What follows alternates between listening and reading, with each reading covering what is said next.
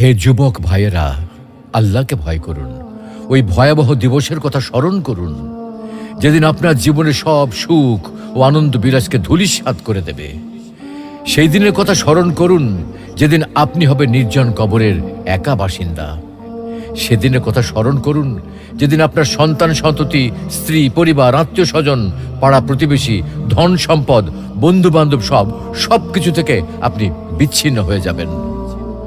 কবরের সংকীর্ণতা ও ঘুটঘুটে অন্ধকারের কথা কি আপনার একবারও মনে পড়ে না? কবরের বিভীষিকাময় ও ভয়ঙ্কর অবস্থা কি আপনার স্মরণ হয় না? কবরের শাস্তির ভয় কি আপনার অন্তরাত্মা প্রকম্পিত হয় না?